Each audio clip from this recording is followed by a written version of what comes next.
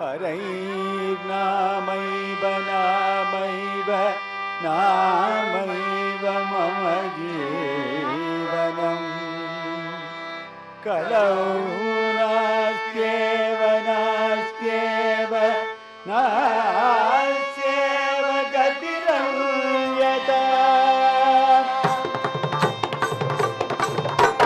हरे राम गोपालं भज गोविन्दं मम जीवनं हरे राम गोपालं भज गोविन्दं मम जीवनं गोविन्दं भज जीवनं भज गोपालं मम जीवनं गोविन्दं मम जीवनं भज गोपालं मम जीवनं गोविन्द गोविन्द गोविन्द गोपाल गोविन्द गोपाल गोविन्द गोपाल गोविन्द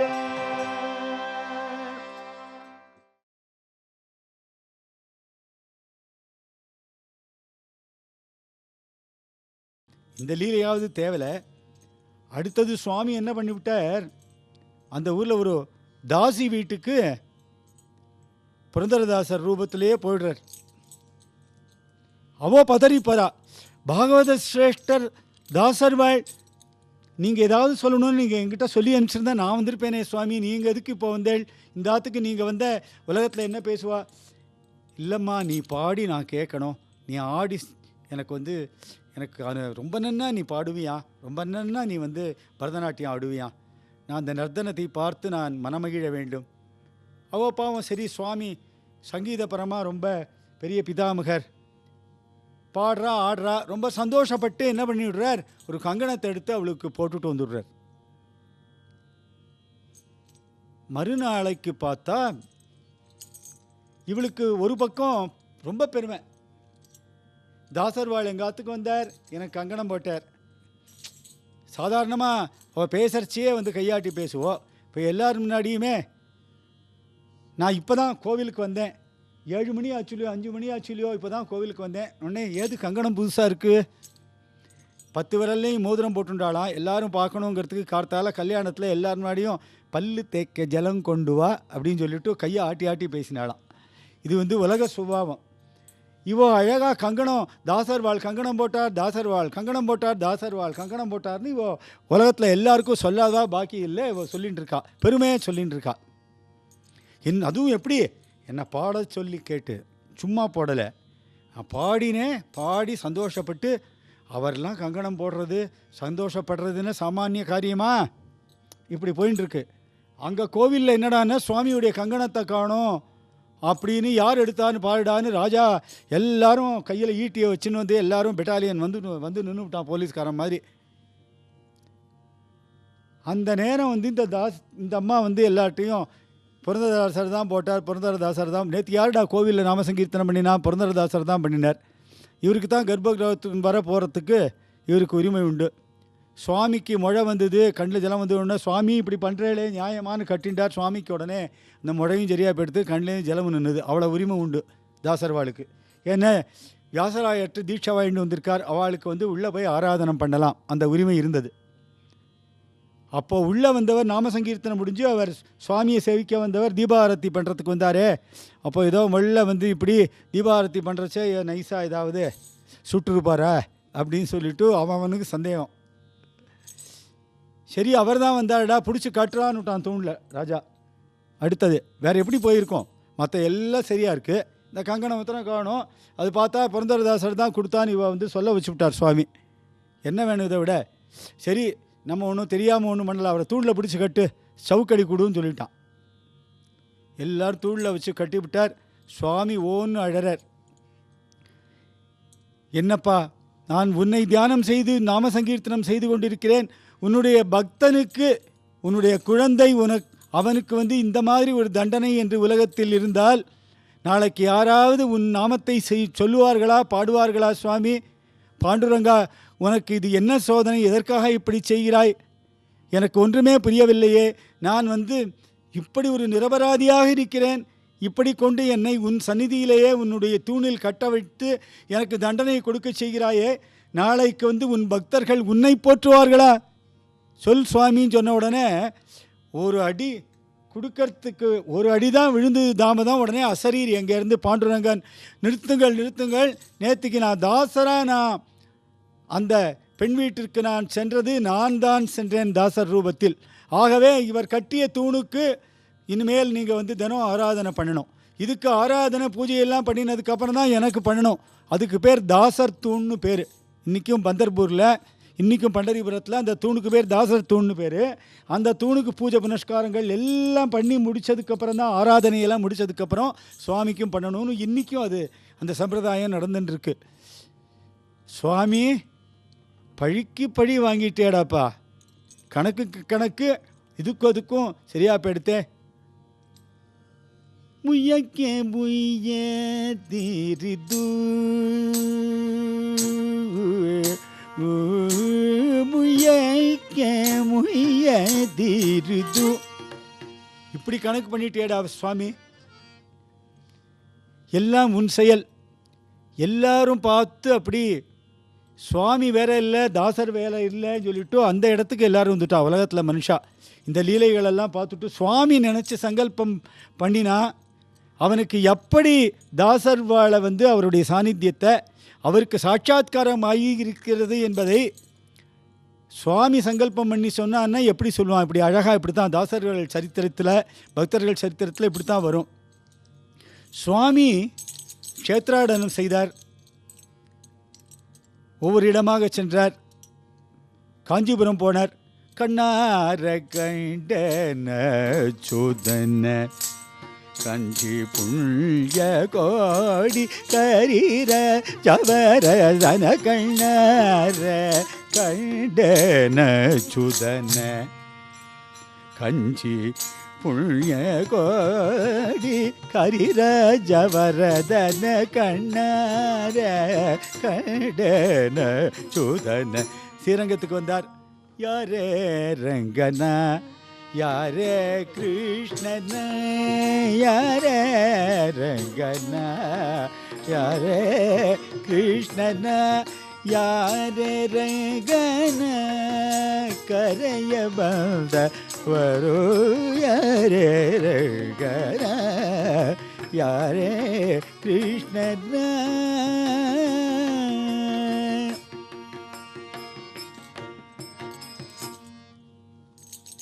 கரிராஜவரதன பரமபுருஷன, கரிராஜவரதன பரமபுருஷன, ಈಬರಿಯಿಂದಲೀ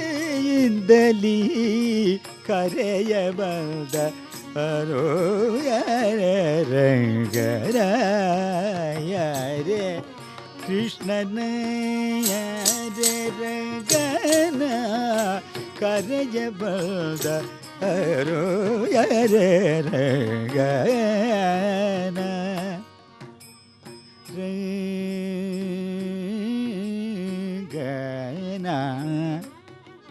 ರಂಗನ ಕೃಷ್ಣನ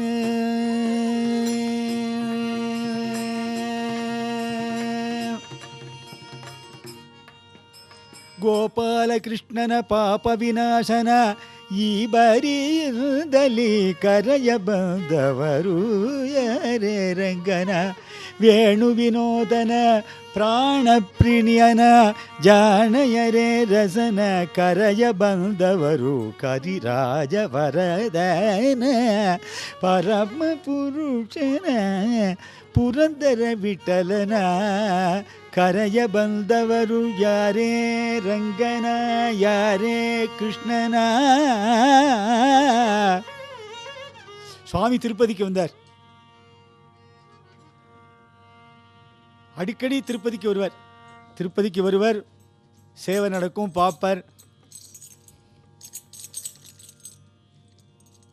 பிரம்மோத்சவம் நடக்க போகிறது.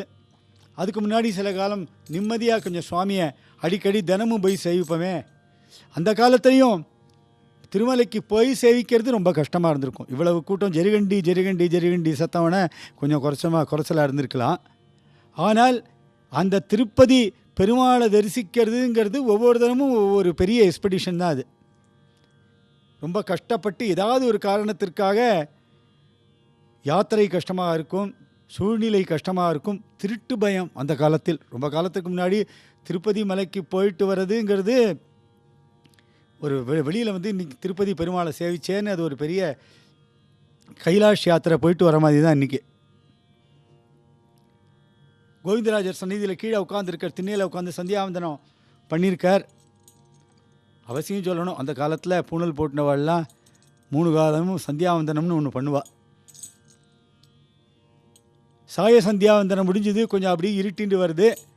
இப்படி பார்த்தா ஒரு பொண்ணு, ஒரு அழகான பொண்ணு, ரூபவதி, அதிரூபவதி, அலங்காரங்கள்லாம் ஜாஜ்வல்யமாக பண்ணிட்டு ஒரு வீணையை கையில் எடுத்துட்டு எங்கேயோ போகிறா.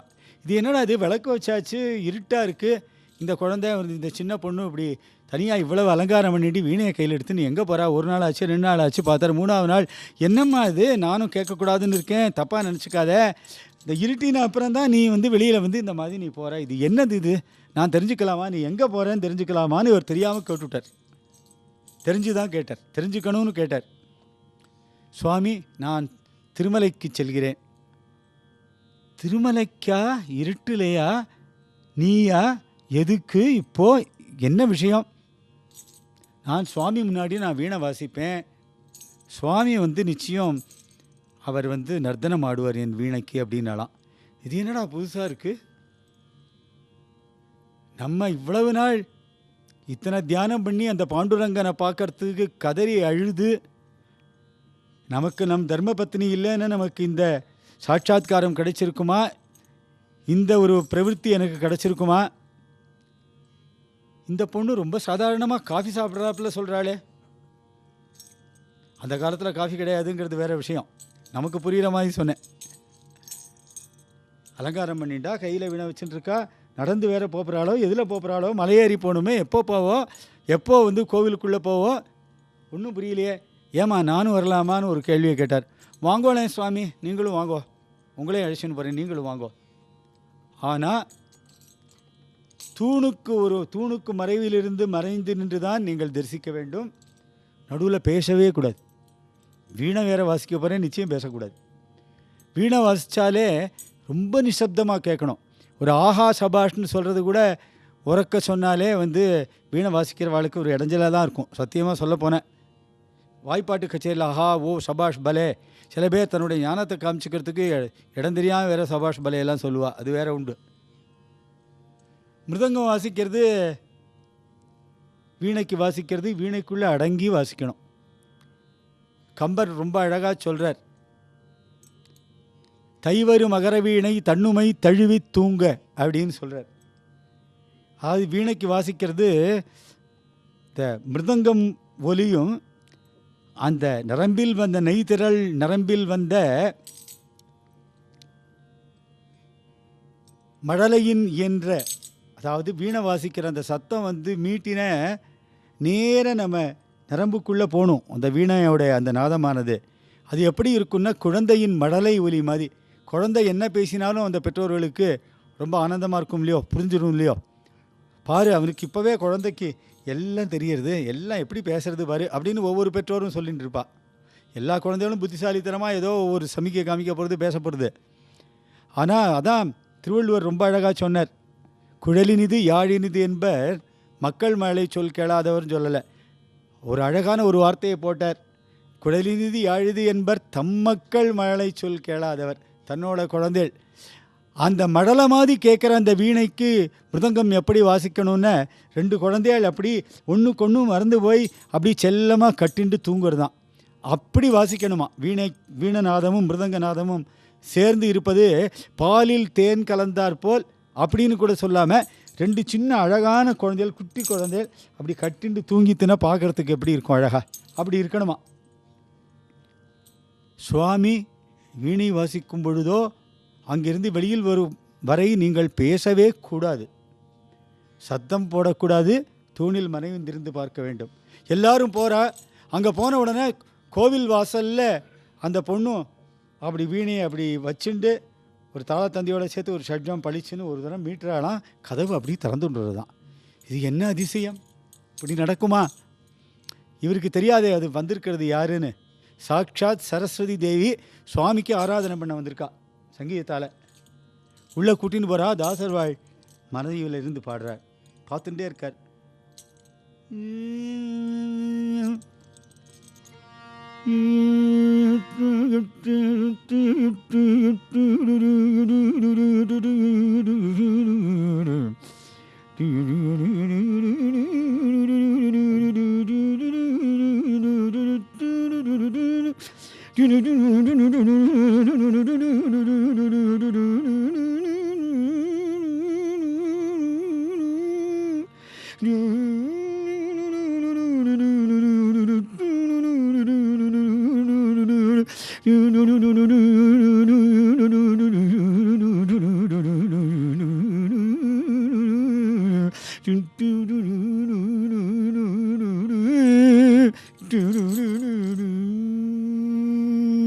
சுவாமி அப்படி பிரசன்னமாயிடுறார்.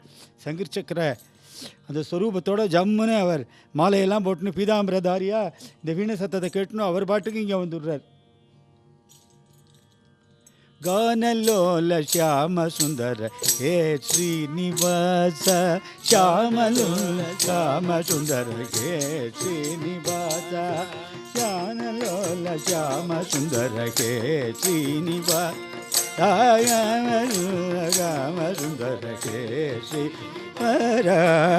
गानलोल श्याम सुंदर हे श्रीनिवास गानलोल श्याम सुंदर हे हे श्रीनिवास हे श्रीनिवास हे श्रीनिवास हे श्रीनिवास हे श्रीनिवास हे श्रीनिवास हे श्रीनिवास हे श्रीनिवास हे श्रीनिवास हे श्रीनिवास श्यामलोल श्याम सुंदर हे श्रीनिवास गानलोल श्याम सुंदर हे गानलोल श्याम सुंदर हे श्रीनिवास गानलोल श्याम सुंदर श्रीनिवास हे श्रीनिवास हे श्रीनिवास हे श्रीनिवास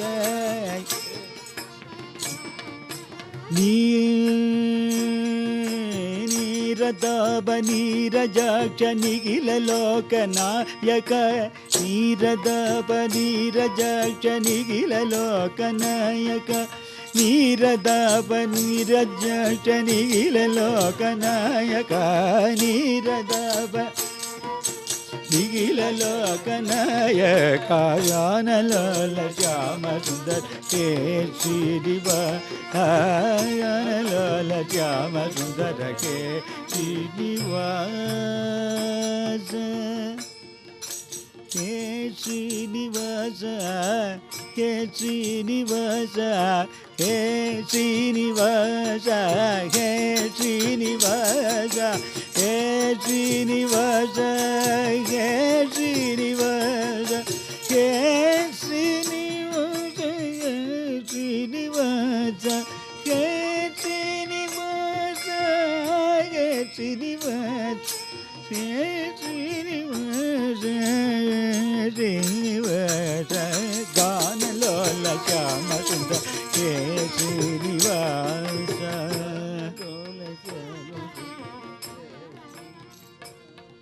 மன்னார்குடியில் சுவாமிக்கு நவநீத நர்த்தனம்னு பண்ணுவோம். அதுக்கு மன்னார்குடி சின்ன பக்ரின்னு மகாவித்வான்களுக்கெல்லாம் வித்வானவர். ஒரு வாயில் சிவாலி வச்சு அவர் வாசித்தார்னா 2 நிமிஷம் 2.5 நிமிஷத்துக்கு ஒரு காற்று அப்படி வாசிப்பாராம். சாவேரி வாசிக்கிறச்சேன் அவர் சுவாமிக்கு இந்த நவநீத நர்த்தனம் பண்ணுறச்ச அவர் நாசனம் வாசிப்பாராம். அந்த காலத்து திமிரி நாயனம் அதி நிருபம சுந்தராகர அதி நிருபம சுந்தராகர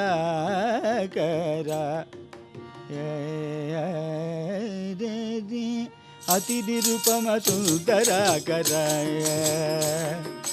அதி நிருபம சுந்தராகர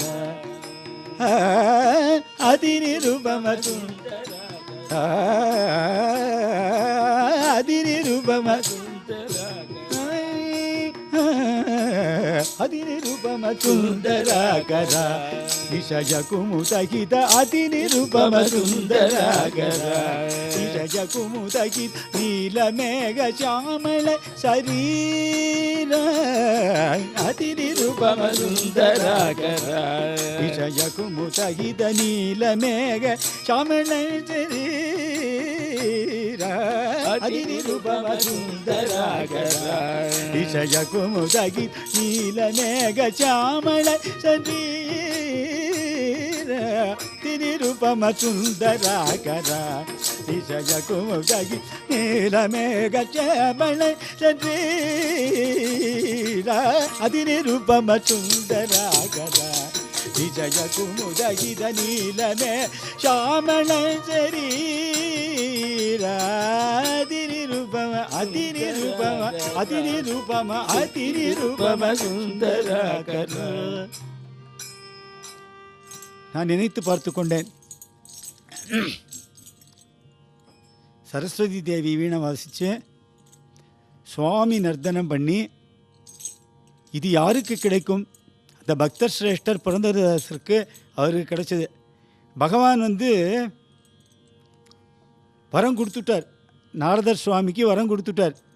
நீ தாசர் சிரேஷ்டனாக நீ மாறி புரந்தரதாசனாக நீ அவதாரம் செய்யும் பொழுது என்னுடைய நர்த்தனத்தை காண்பிக்கிறேன் என்று ஒரு ஐதீகப்படுத்தி பெரியவர்கள் சொன்னார்களே, அதற்கு இந்த ஒரு நிகழ்ச்சி தான் பிரமாணம். நீ சாதாரணமாக கூட அனுபவிக்க வேண்டாண்டா. எனக்கு நான் நர்த்தனம் பண்ணணும்னா யார் வாசிக்கணும், யார் பாடணும்? சரஸ்வதி சாட்சாத் சரஸ்வதி தேவியே பாடுறா, அவளே வீணை வாசிக்கிறா, அதுக்கு நான் நர்த்தனம் பண்ணுறேன்டான்னு சுவாமிக்கு அதை காமிச்சாராம். சுவாமிக்கு சும்மா இருக்க முடியாது எப்போவுமே. உடனே என்ன பண்ணிவிட்டார், சரஸ்வதி வீணையை வாங்கிட்டார். வீணையை வாங்கிட்டு நான் வீணை வாசிக்கிறேன்.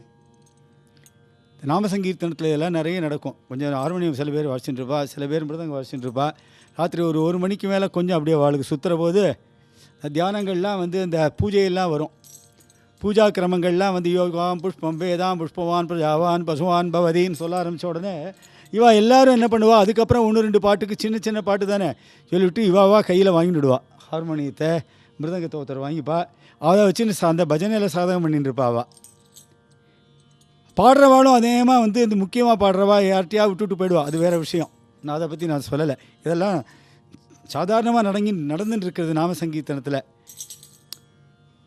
ஒருத்தர் பாடுறச்சியே தனக்கு தெரியும்னா என்ன பண்ணுவா, அதுக்கு மேலே ஒரு பிபி பண்ணுறதுன்னா விழுந்து பிடுங்கிறதுன்னு பேர். இவர் பார்ப்பார், உனக்கு என்ன தெரியும், எனக்கு அதுக்கு மேலே தெரியும் சொல்லிட்டு இன்னும் ஏதாவது ஒன்று சொல்கிறேன்னு சொல்லிட்டு விபிபி பண்ணுவார். விழுந்து பிடிங்கிட்டு வர்றது.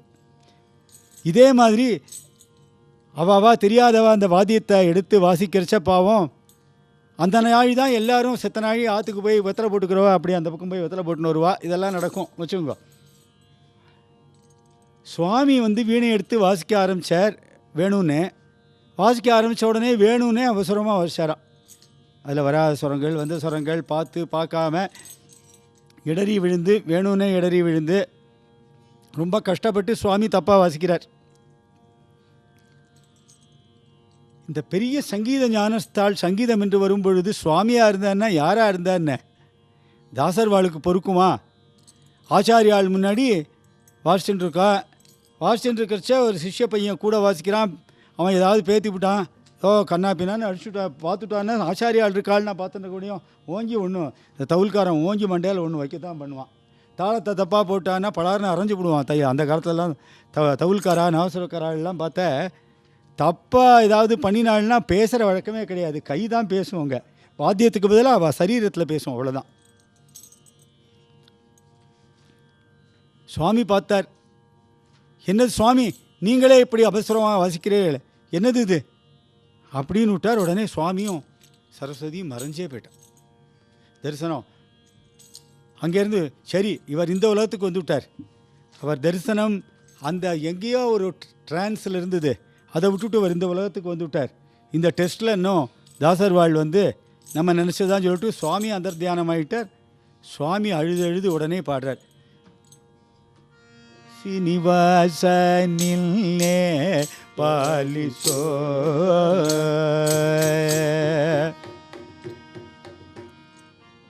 ಶ್ರೀನಿವಾಸ ಎನ ಬಿಟ್ಟು ನೀ ನಗಲದೆ ಶ್ರೀನಿವಾಸ ನೀಯನ ಬಿಟ್ಟು நீ நகலதே என்னை விட்டு போயிட்டேடாப்பா. என்ன நான் உன் தரிசனத்துக்கு வந்திருக்கேன், நீ தான் காப்பாற்றணும். எனக்கு இந்த உலக பந்தங்கள், உலக எண்ணங்கள், எனக்கு நீ தரிசனம் கொடுத்தால் கூட நான் உன்னை விட்டு நான் சங்கீதத்தில் உன்னை குற்றம் கண்டுபிடித்தேனே சுவாமி.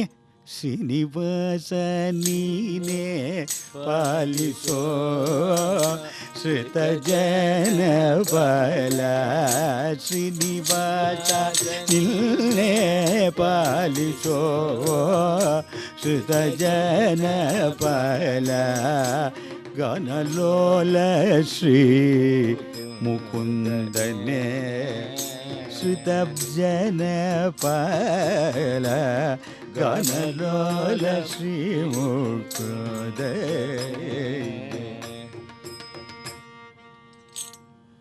ತಿರುಪತಿ ವೆಂಕಟರಮಣ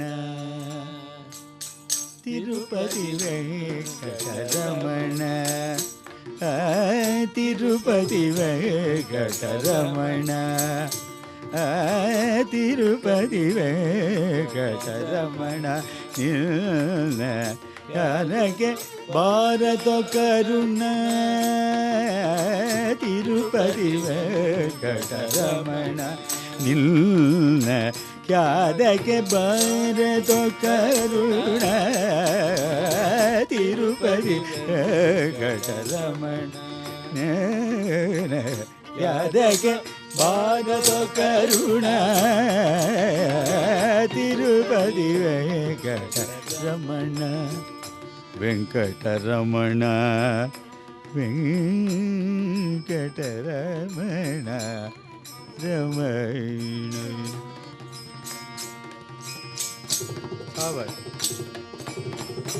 ನಂಬಿತೆ ನಿನ್ನಯ ಚರಣ ನಂಬಿತೆ ನಿನ್ನಯ ಚರಣ ನಂಬಿತೆ ನಿನ್ನಯ ಚರಣ ನಂಬಿತೆ ನಿನ್ನಯ ಚರಣ ಪರಿಪಾಲಿಸಬೇಕೋ ಪರಿಪಾಲಿಸಬೇಕೋ ಕರುಣ ನಂಬಿತೆ ನಿನ್ನಯ ಚರಣ ಪರಿಪಾಲಿಸಬೇಕೋ ಕರುಣ ತಿರುಪತಿ ವೆಂಕಟರಮಣ ನಿಲ್ಲ ತ್ಯಾದಕ್ಕೆ ಭಾರತ ಕರುಣ ತಿರುಪತಿ ವೆಂಕಟರಮಣ. ಪಾಪ ವಿನಾಶಿನಿ ಸ್ನಾನ ಪಾಪ ವಿನಾಶಿನಿ ಸ್ನಾನ ಹರಿ ಪಾದೋದಗವೇ ಪನ ಕೋಪದಾಪಗಳ ನಿಧಾನ ಕೋಪದಾಪಗಳ ನಿಧಾನ ಕೋಪದಾಪಗಳ ನಿಧಾನ ಕೋಪದಾಪಗಳ ನಿಧಾನ ನಮ್ಮ ಪುರಂದರ ವಿಠಲನ ಧ್ಯಾನ ಕೋಪತಾಪಗಳು ನಿಧಾನ ನಮ್ಮ ಪುರಂದರ ವಿಠಲನ ಧ್ಯಾನ ಪುರಂದರ ವಿಠಲನ ಧ್ಯಾನ ಪುರಂದರ ವಿಠಲನ ಧ್ಯಾನ ಪುರಂದರ ವಿಠಲನ ಧ್ಯಾನ ಪುರಂದರ ವಿಠಲನ ಧ್ಯಾನ ಪುರಂದರ ವಿಠಲನ ಧ್ಯಾನ.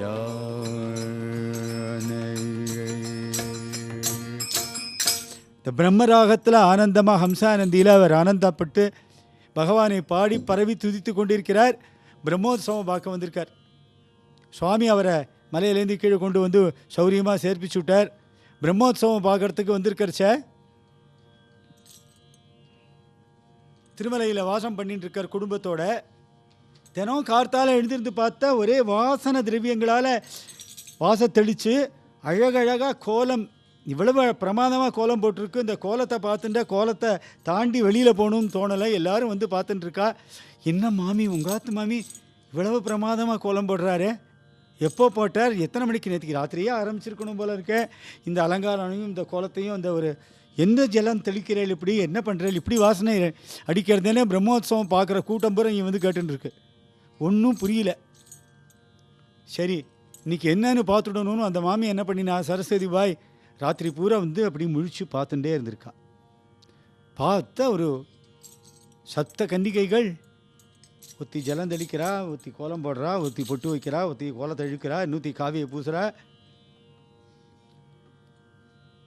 அம்மா, நீங்களெல்லாம் யார், எதற்காக இந்த ஒரு காரியத்தை இப்படி செய்கிறீர்கள்?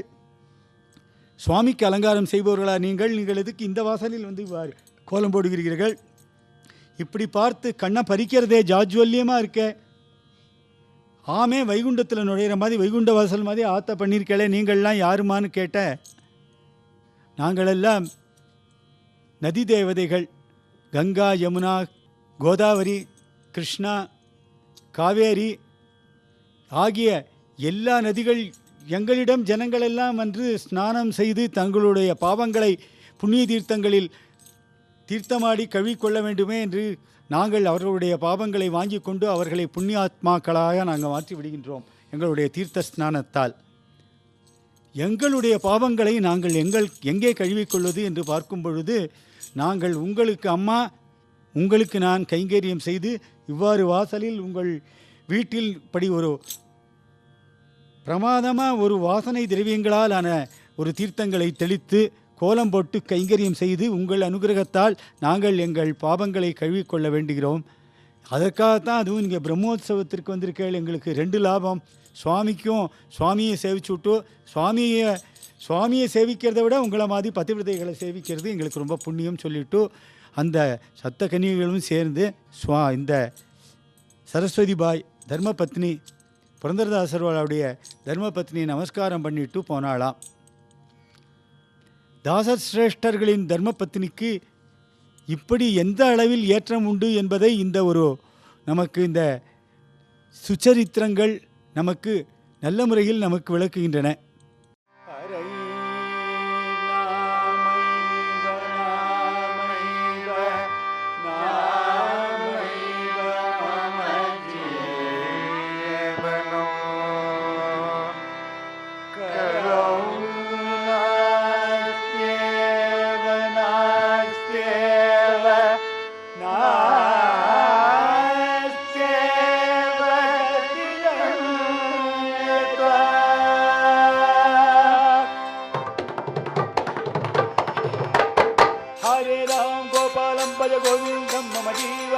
Hare Ram Gopalam Bhaja Govindam Mama Jeevanam